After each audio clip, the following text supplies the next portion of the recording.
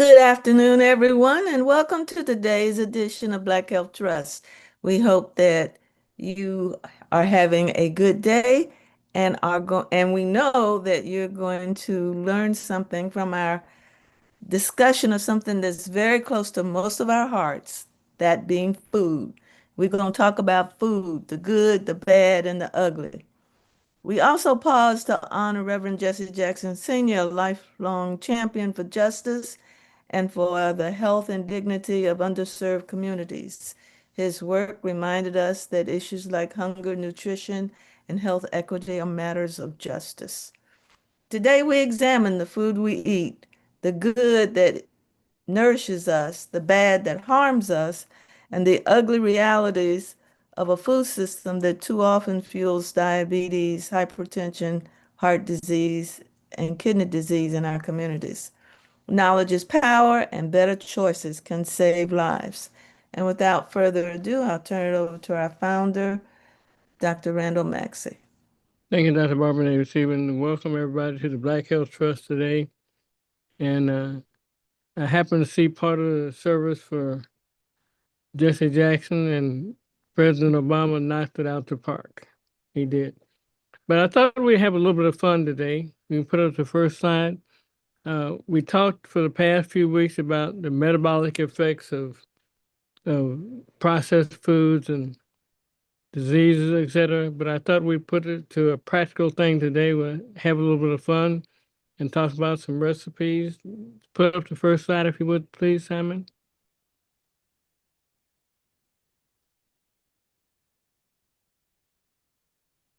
And I'm still going to show up at your doorstep, Dr. Neighbor Stephen, to get some meatloaf.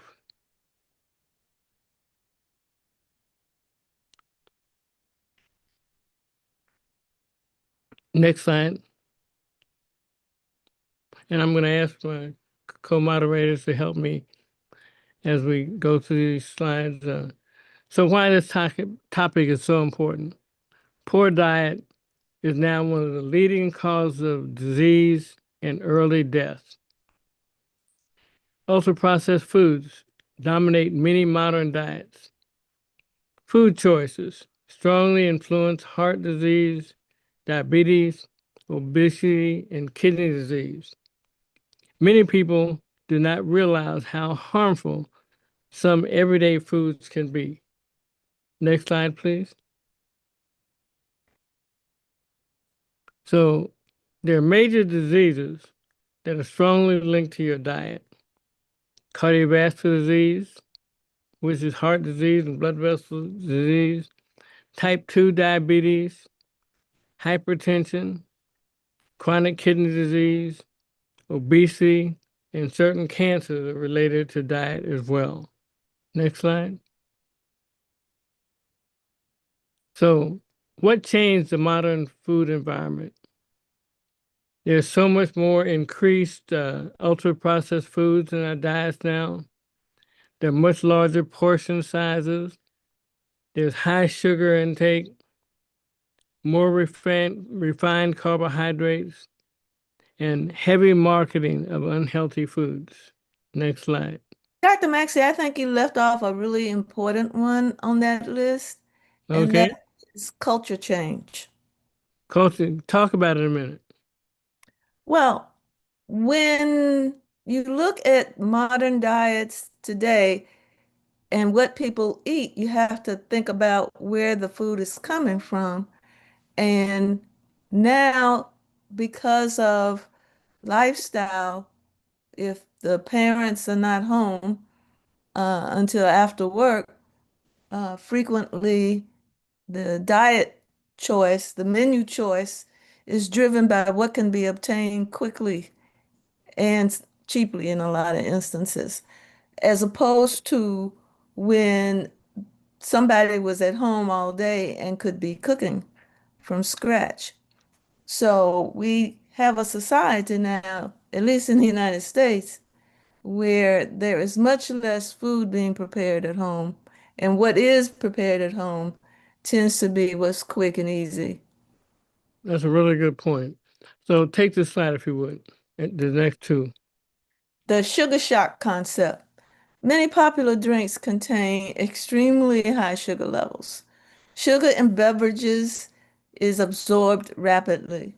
Liquid sugar does not create fullness. Regular intake contributes to obesity and diabetes. Next slide, and take that one too.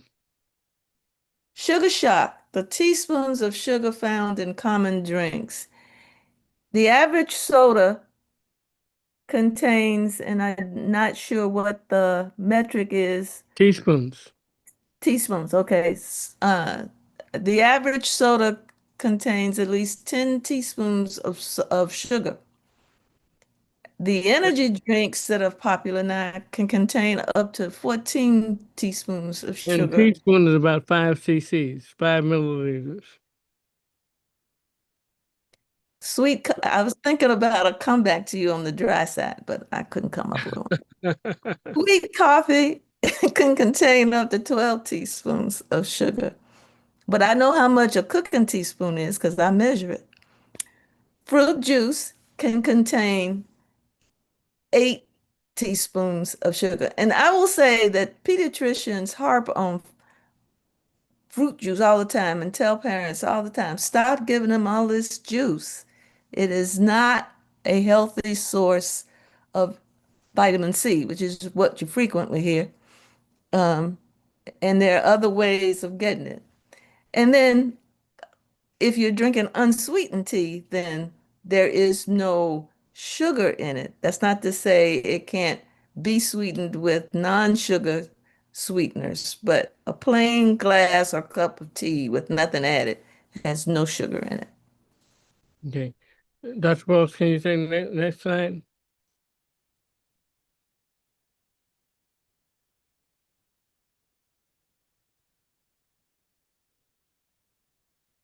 It's just the three of us on, right? He is unmuted. He is not unmuted, so we cannot hear him yet. You want me to go on? Go ahead. Health effects of excess sugar. Rapid blood sugar spikes, increased insulin production, fat accumulation in the liver, weight gain, and increased risk of diabetes and cardiovascular disease. Okay. I'm And now unmuted. Thank you, Simon. uh, Next slide is portion distortion. Restaurant portions have dramatically increased since the 1970s. Larger portions encourage overeating. I know. I live at that address. People tend to eat what is served. This is the old folks' fault, Dr. Maxey. They kept telling me when I was a kid, you better clean your plate. If it's on your plate, clean your plate. And see now, anyway. yeah, But again, Dr. Walks, that is a cultural thing because the old folks were products of the Depression where you didn't leave anything and let it go to waste. and they want to make sure you got plenty on your plate. Don't look poorly. That's right. Gain that weight. We thought being heavyweight was healthy. And it's Next, really, really dramatically obvious if you travel out of the United States, especially Oh, in Europe. yes. Yes. Well, next slide. also in some parts of Africa. I've been in a couple of places where people really tout the fact that they're heavy. It's seen as a sign of wealth in some areas. That's true. Next slide. Take this one too.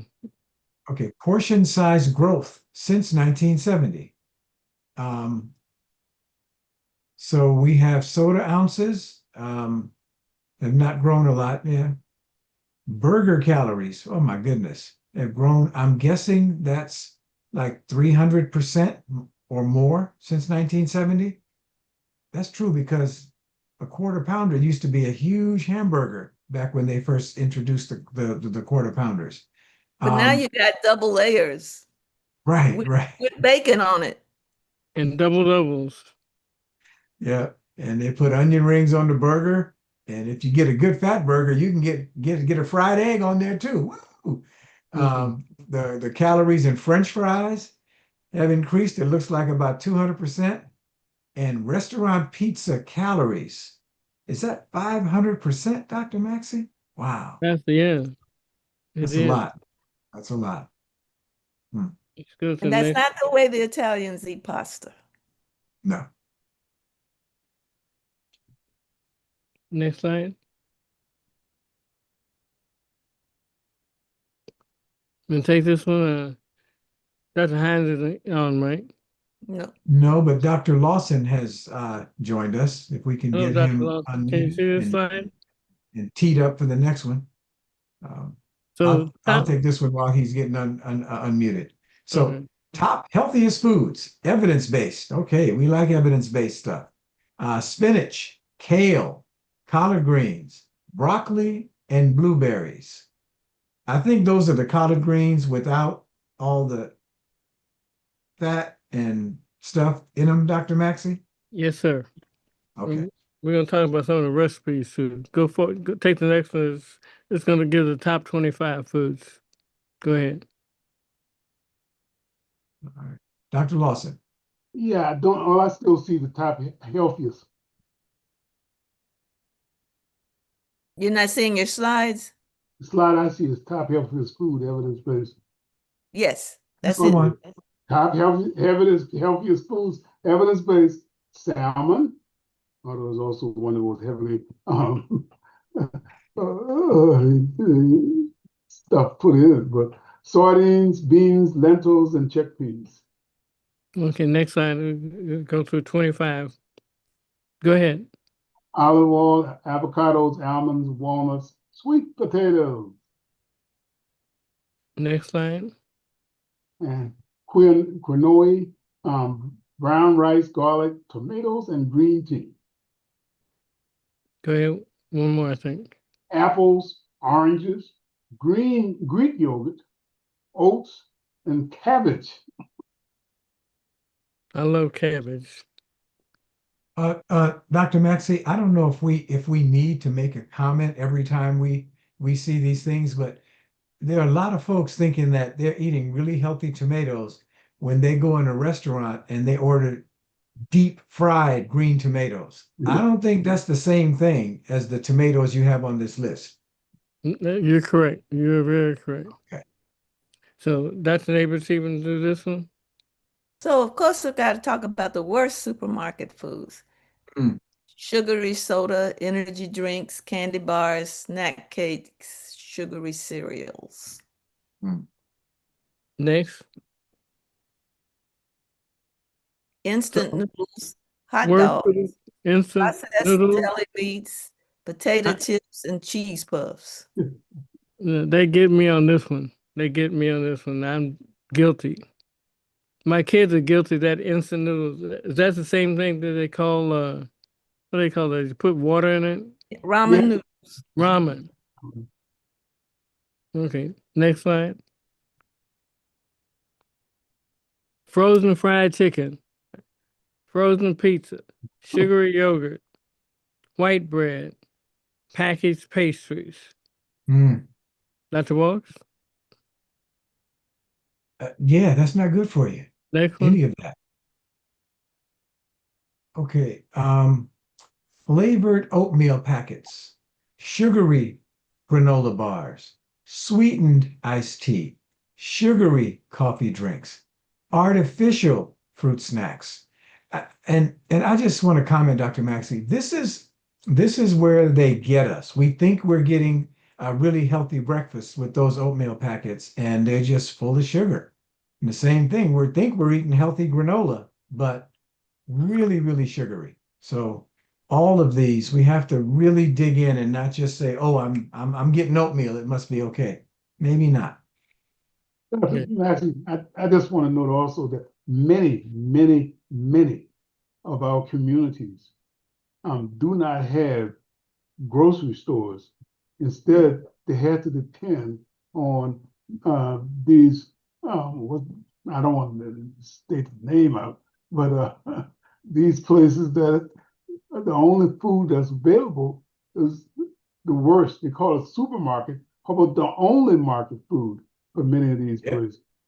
In fact, they have 7-Elevens in every neighborhood I'm in, except the white neighborhoods. Next slide.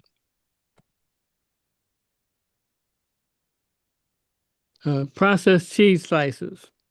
Butter flavored microwave popcorn, my favorite. Mm. Deep fried frozen appetizers. Highly sweet desserts. Excess alcohol. Next slide. Barbara. Dr. Neighbor Stevens. Well, she said earlier today, Dr. Maxey, she was on call, so she may have stepped away. So healthy traditional African American dishes. Collard greens cooked with olive oil and smoked turkey. I cook my collard greens with tomato, a sliced tomato instead of meat. Black-eyed peas with herbs and vegetables. Oven-baked catfish. Red beans and brown rice. Roasted sweet potatoes. I'm getting hungry already. Next slide. Dr. Walks, you want to take this one? I would love to take some vegetable gumbo with okra as a healthy traditional African American dish. Yes, sir.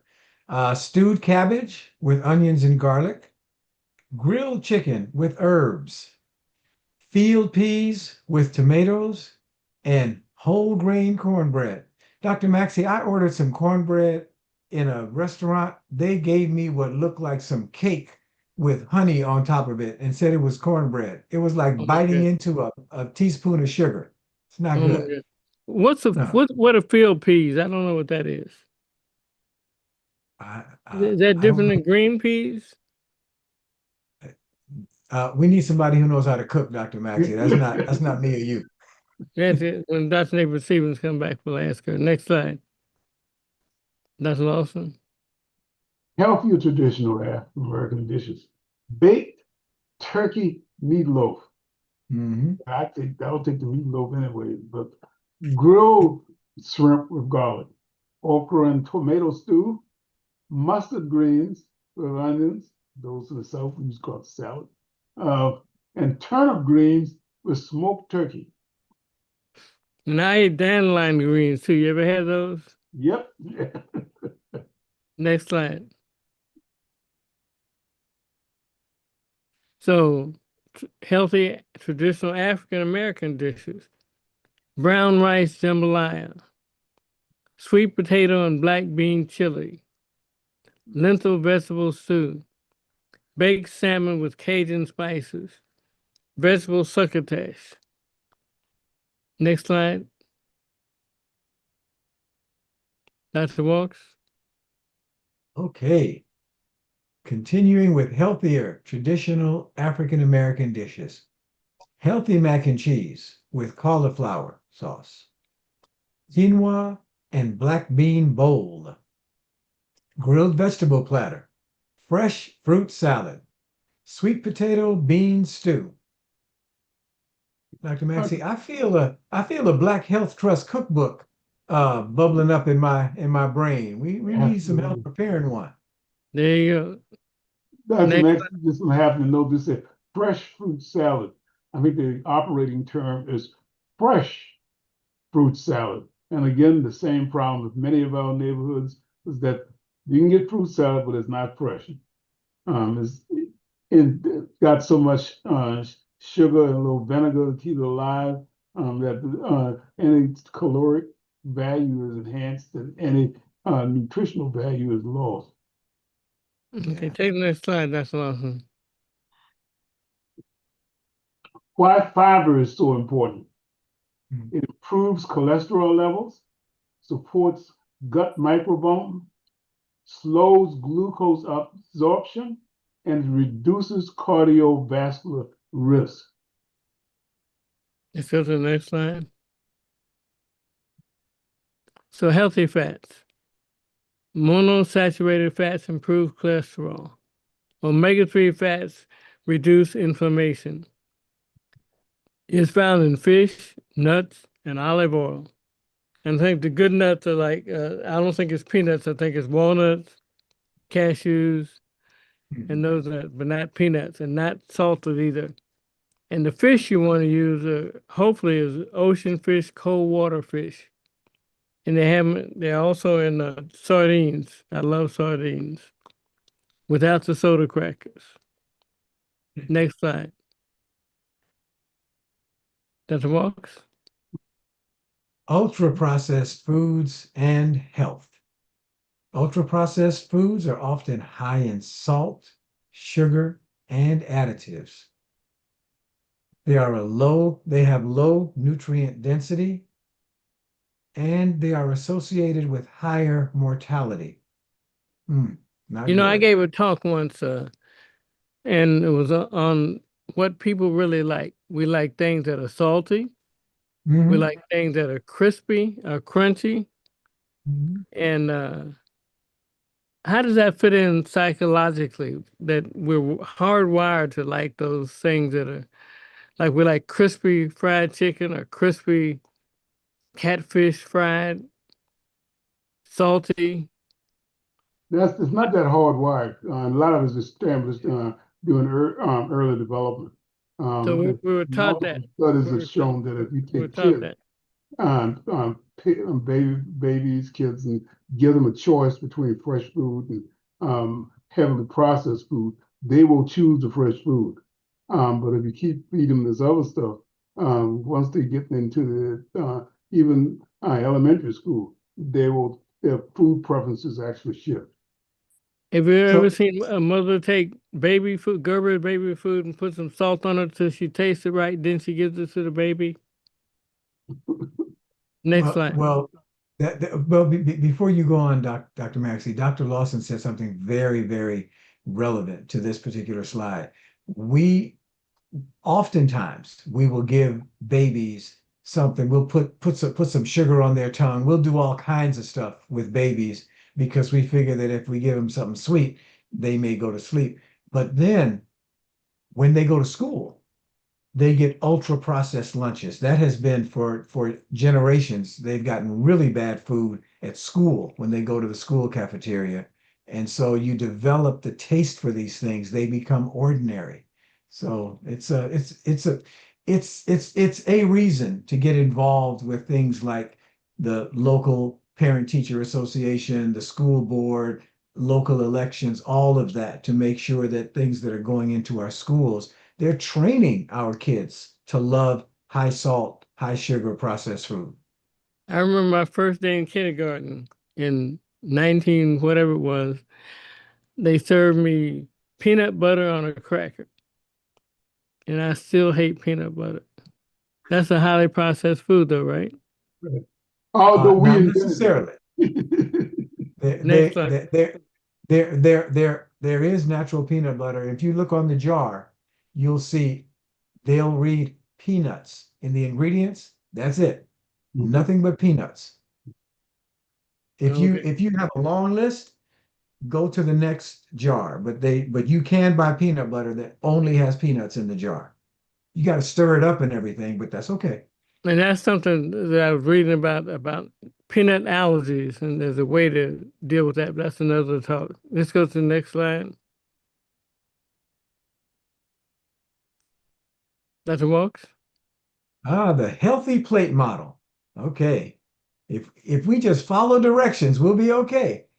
If we have half of our plate with vegetables, if we have a quarter of our plate with lean protein and a quarter of our plate with whole grains, and we use healthy fats such as olive oil, we will be doing all right. We do use the healthy plate model. Let's go to the next slide. This is the last one, Dr. Lawson. Nutritional Insight 1. Whole foods support metabolic health. Balanced diets reduce disease risk. Healthy cooking methods improve nutrition. And I just had to put in the point that, again, through economics or availability, these foods tend to be, one, more expensive, and two, more labor intensive for various communities. So I think this is the last slide, but take the slide down, Simon. And I want Dr. Lawson, Dr. Walsh to comment on, we always talk about the effects of diet on cardiovascular disease, but that seems to isolate what happens neurologically in the brain and neurologically in other places, because the blood vessels supply the brain. If they get all clogged up, that affects your cognition. You know, speak a moment about how your diet can mess with your cognition, cognitive ability, and keeping your brain straight, Dr. Lawson? Yeah, we were funded actually to do a study looking at what happens if you remove certain amino acids, certain foodstuffs. And these are the precursors to serotonin, dopamine, norepinephrine, and acetylcholine.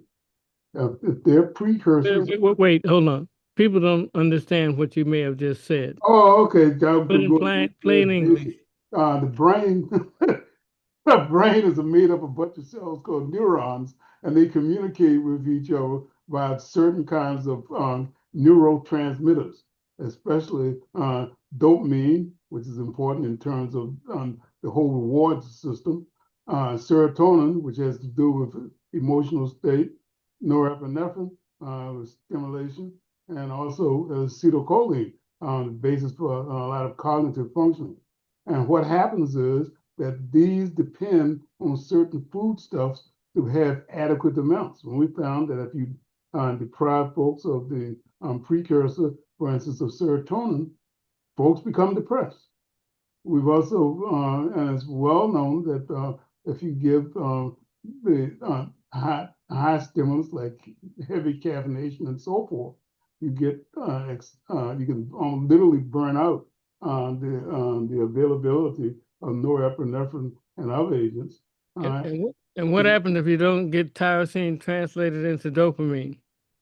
Then you don't have dopamine in your brain. And what do you get then? Cognitive functioning goes down. Dopamine is necessary in terms of both it's a key ingredient in terms of the prefrontal cortex, the connection. And you get Parkinson's disease. Well, it's not just Parkinson's. The dopamine system is very important in terms of general emotional state. And so Parkinson in terms of the movement part, but also dopamine in terms of mood and emotion.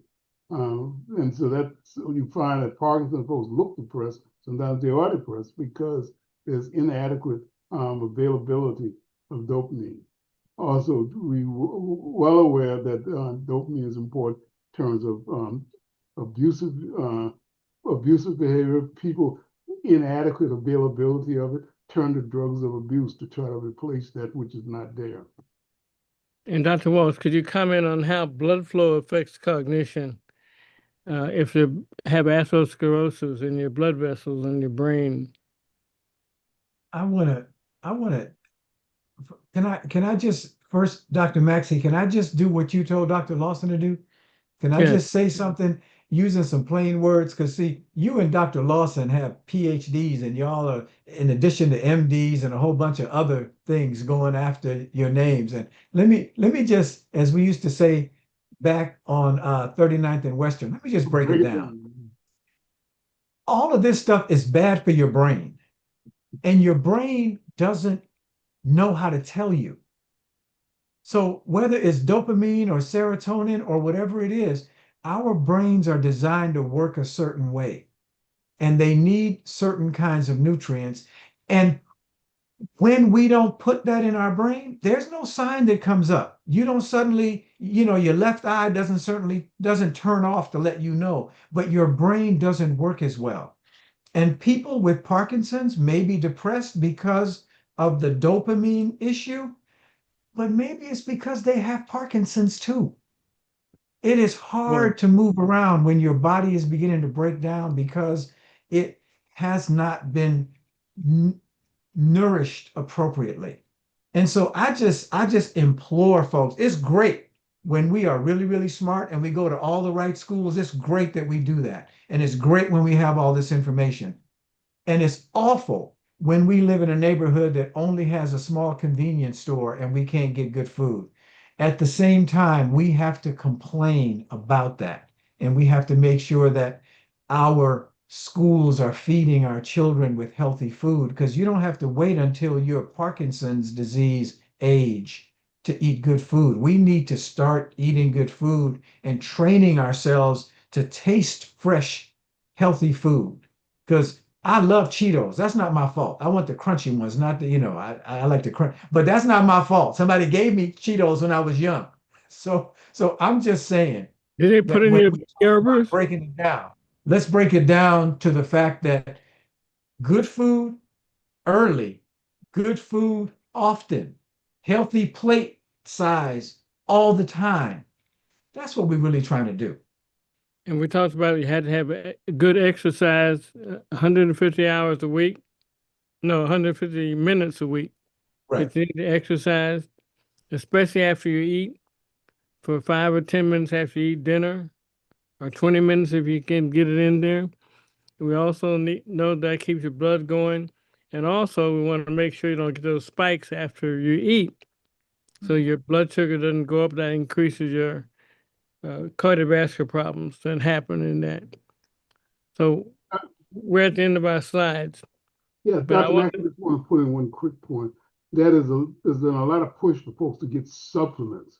And you got stuff advertised on TV that's supposed to improve cognitive functioning. The FDA is running crazy, running behind these people, telling them that what they're saying is wrong, wrong, wrong.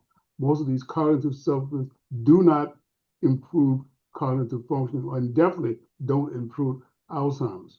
What we now know other than genetics is that a healthy diet with a lot of food that is heavily and fresh is the best way to prevent cognitive impairment later in life and also good functioning on a day-to-day basis. what's that stuff that's out there now called Prevacid? Does that Yeah, help? they got a long list of complaints from the FDA about the stuff that what they're saying. There's no evidence that it in fact improves Alzheimer's. The studies that they cite are uncontrolled studies done in terms of their own groups and look at small differences, trying to magnify small differences. So let me So ask a personal question, Dr. Lawson. How old are you now? 80. Huh? 80. You're 80. I'm 83. Dr. Walks, how old are you? I'm way younger than y'all. I am 60. I'm 69, but I feel 49. Okay. And the reason I'm saying that we all continue to exercise our brains every day. Yes. And it's important to do that. Despite your age, you can stay younger a longer time if you do something mental every day. You affect your challenges, you think, you study, you read, you watch TV. In fact, when I have patients in the hospital, I insisted if they're not reading, that the TV be on. Even if it's something boring, keep your mind active. I think that helps your longevity, your mental acuity, to keep your mind doing something. Don't just retire and veg out and do nothing. Is that true? Absolutely. And let me just make one other, I think, key point. And if you have Dr. William on here sometime to show this, multiple studies show that playing video games all the time actually worsen cognitive behavior.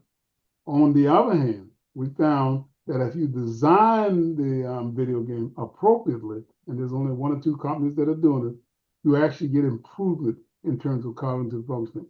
So using the brain as a source of a place where you put your drugs or something to keep your head from falling off your neck by itself doesn't do it. What does do it is tasks that are demonstrated to be able to actually stimulate the brain, prevent repeated requires decision making and goal directed. So Dr. Maxey, let me add that I have been out to lunch with both Dr. Maxey and Dr. Lawson, and both of them like to be out and walking around and moving around. So we can marvel, oh man, y'all are 80 and y'all are still no, they're 80 and moving around because they move around. And I think it's important for us to mention it's not just do exercise 150 minutes a week. Yes, that's important, but are you being active? I mentioned earlier before we got started, Dr. Maxey, that I worked on the parking ministry at church today. That requires me to walk around, go open car doors, help people out of the car. But the young guy that works with me, he was out there, he was doing squats and doing twists and everything else. I looked at him, I said, "What you doing?" He said, "Man, I want to be able to move, so I'm moving now." I said, I Excellent. said, Good your point. 35-year-old self. Okay, keep doing it. Keep doing it. Gotta move. Very, very good point. So is Brenda the Ager on, Simon? I see her. She is on. Okay. I want to change the script a little bit and give some honor to Jesse Jackson. I listened to Bill Clinton, and he gave a saying that Jesse Jackson had: don't open your vein, open your brain, stay away from drugs, and keep hope alive. And Jesse is a contemporary of mine. We're the exact same age, 84. And he's somebody who, as a result of his politics and things that he did within the electoral system of the Democratic Party, allowed us to have our first black president. And I won't go into the details of that, but one of the people that was with him in Operation Breadbasket and Operation Push and Rainbow Push was Miss Brenda Lee Ager, who's been with us many times before. And she's somebody I happened to meet years ago when I was in medical school, and she was singing with the great Jerry Butler, and she is from Chicago. I've invited her to join us to say a few words and maybe close us out with whatever she wants to sing. She was at the funeral. Brenda, can you unmute her, Simon? She's Hello, old unmuted. friends. Hello. Oh, How are you all? We're good. better now. Uh, Dr. Wall, you look so good. Thank you. So I've been went to the funeral yesterday, and of course I've been reliving memories and how my career started with Jesse. And I was in his choir, and he took 4 girls out of the choir and a 21-piece orchestra, and we traveled the country helping him get black officials elected for the first time. And we rode buses, trains, planes, and automobiles. We sang on flatbed trucks in the rain. And it was just part of my journey that I am very proud of and very emotional about his passing. I want to sing a song first of all, let me tell you guys about field peas. Field peas are little peas. They're smaller than regular peas, crowder peas, and black-eyed peas. But they're tiny and they're so delicious. You got to pick a lot of them out of the field in order to get your, as my grandmother called it, a mess of peas. But they're delicious little peas, field peas, very good peas. Now, wow, I wish I could, one of my girlfriends, one of the 4 girls that traveled with Jesse is right here with me. Patty. I'm going to see if this is a singing woman. Can I'm you going to see. talk a minute about the funeral? Huh? Can you talk a minute about your highlights of the funeral? Oh, let me say this. The speakers were incredible. Everyone had wonderful things to say. And what I'm happy about is that a lot of people didn't know the work that Jesse did. I know the work. And some of those people yesterday knew the work he had done, and they were telling it. Like there was one guy that spoke. That was the African king, president of South Africa, And he was saying some things that none of us knew, phenomenal Mm. things that what Jesse had done over there with him. But it was an incredible day. It was incredible speakers, and it's incredible education for some of our young people who may not have known, who There was showed someone us. head of state there. The president of Colombia was there. Yes, yes, yes. South America, Yes, yes, absolutely. South Africa. Yep. Yeah, and of course Al Sharpton was. I've known Al. We've known Al Sharpton since he was what, 18, about 18 years old. Mm. As he used to come in from New York and follow Jesse everywhere. Mm. But yeah, it was in time people will understand the impact that this young man made in our country and for our people. Yes. So yes, salute to Jesse. And I want to ask Patty to help me sing one of the songs. This is Patty Henley. Hi, how are you? We have been best friends for 55 years. Yes.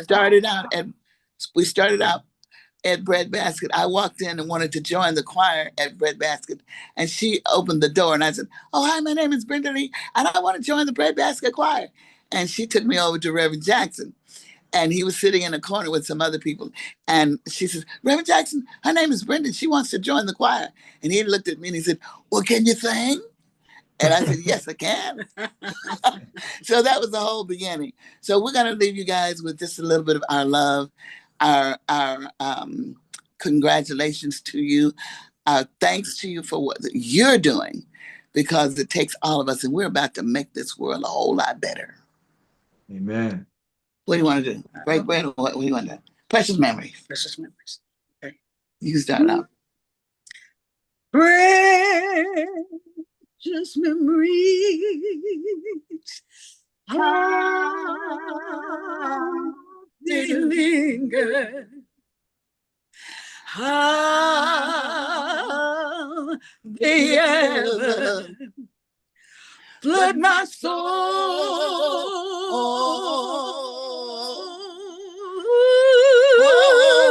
In the stillness. In the stillness The midnight. Sacred secrets you'll unfold. You. Look, you guys. Thank I you really so love much. y'all because we're so tired. We shot a film last week, got on the plane right after filming, and we haven't stopped yet. So, but when my brother calls me, when Randall Maxey calls, I will answer. So God bless all of you. I love you guys. Love you. Thank you. Thank Thank you. you. Great to meet you. Let's go for the final comments. Thank you so much, ladies. I appreciate that. Dr. Absolutely, bro. I'm I'm sorry. here at Quentin's house. Oh, very good. Yeah. So brag about him 1 second. Well, he's an engineer for Google. He went to Duke University, and he met his girlfriend there, who is her last year of medical school. She's in the kitchen, and we love you, Randall. Okay, very good. Thank you so much. Dr. Lawson, Absolutely. Dr. Lawson, your final comments? Yeah, I think this is key information in many ways. One of them is that you don't have to come out with some new technology or some new medication, some new kinds of supplements, or some arcane effort to be able to live a long and healthy life and to reduce some of these continuing disparities we see in healthcare among our folks. We need to just live the way that we were intended to live, with non-processed foods, work with our community leaders to make sure we get fresh fruits, vegetables, and opportunities for exercise. And I think that will make far greater impact in terms of the millions we spend in terms of healthcare than a lot of the other efforts that we've been doing. Thank you so much. Dr. Walsh? Uh, Thank you, Dr. Maxey. Today is a bit of a challenging day because um, a few days ago I talked to a young man who I've known a long time. He's 75 years old, in great health, no blood pressure medicine, kidneys in good shape, everything good, but had his first colonoscopy at 75. And y'all know the rest of it. Of course, there is this fulminating, touch it and it leaks cancer growing in his colon. 75 with no other health problems, no prostate cancer, none of that stuff. I don't know how much time he could have had. I don't know how much time he has now. But his time would have been maybe a little different if he had had that first colonoscopy at 50 instead of 75. So I just encourage people, we whatever else we're doing on Sunday afternoons, we try to get here and we try to do Black Health Trust, following our leader, Dr. Randall Maxey. And Dr. Maxey isn't just talking because he's smart, which he is, and he likes to share information, which he does. He's talking because he wants to change lives. He wants us to be different.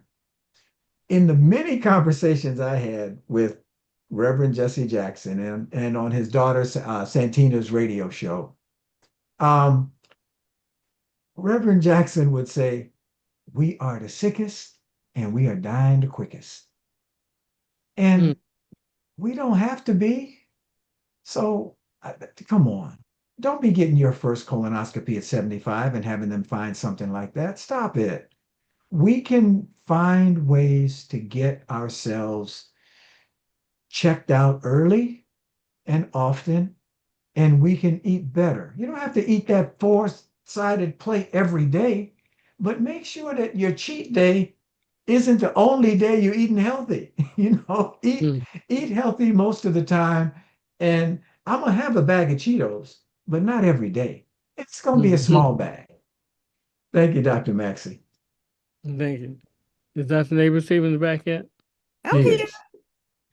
Yes. Final words, Dr. Stevens? I apologize to everyone. I'm doing double duty. I'm on call, and so I had to jump up a couple of times. But I wanted to say that talking about food is such a basic conversation that you need to have. And it's one that you take for granted. And there are simple things that you can do that are not painful. For example, instead of having that big old 18-inch dinner plate, buy one of the smaller plates and use it for your meals. That'll force you to decrease the portion size.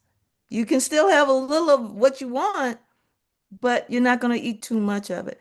And there are little tricks like that that you can do to help make yourself and your family healthier. So since we're having fun today, what is your favorite recipe that you cook? Now, I understand you're a good cook that you can tell our audience real quick Yeah, that's the thing, what I can share. for a Sunday afternoon. No secrets. My favorite dish. Well, you know, there's so many, but one that I do like, it takes a minute to make, but that I do like to do, and I've never talked with you about it, I don't think, is I like to make gumbo. Oh, that's a good one. Gumbo is a great dish to make because you can take all the scraps that have accumulated over the week and throw them in that pot. Miss Agar, what are you saying? No, we can't hear you. I like to eat gumbo. And it's not intimidating to make. I mean, it's not, I mean, a lot of people are intimidated by roux, but roux is not that big a deal. So give us a quick way you make it. Go ahead. All right, you want to start off with some, I like to use olive oil in my cooking. And but you know, in the old days I would have used bacon fat. But I use olive oil and you chop up depending on this, you know, I'm not cooking for all six of us anymore. I'm just cooking for two of us now. So I have to get my proportions right. But I chop up a couple of cloves of garlic, and I brown the garlic in the olive oil, and I put about two heaping tablespoons of flour over in that hot grease and garlic, and make a paste that I quickly add some liquid to so that it doesn't lump up on you. And then I add whole tomatoes, canned tomatoes. I add onion, celery, basically whatever I got in the refrigerator. Whatever vegetables, but I try to make sure that I put in a few peas because I have a lot of peas. We eat peas a lot. And then the last thing that you want to put in there is your seafood. Also, it's good to throw in leftover chicken. Um, if I don't have any leftover chicken, I will usually use some shrimp and some canned crab meat. But you can put whatever you want in there. I don't like the food with bones. If you had some fish, you could throw that in there. How In long fact, do you cook sometimes it? I get cod fillet and cut it up and put it in there and then cook it. You're good, you're ready to go. And I'm Excellent. sure I left out some things like salt and pepper and, and seasonings, but you know, season to taste. You know, Okay. you can put that in a container and put it in the freezer for a day or two, and then ship it to where I am. She, she always thinks I'm playing. I ain't playing. It'll keep overnight. Okay, excellent, excellent. And my final words are what I learned in church today, Dr. Walks, we're all one. Wherever two or three of us gather in agreement, Jesus will be in the middle of it, and we should all work towards being one, of one accord. And we are of one accord here on the Black Health Trust and trying to get health education, health information, diet and exercise information out to our community. Thank you, everybody, for joining us on this Sunday. Have a great, healthy day. Thank you, Simon, so much. See you guys next week. Good day, everyone.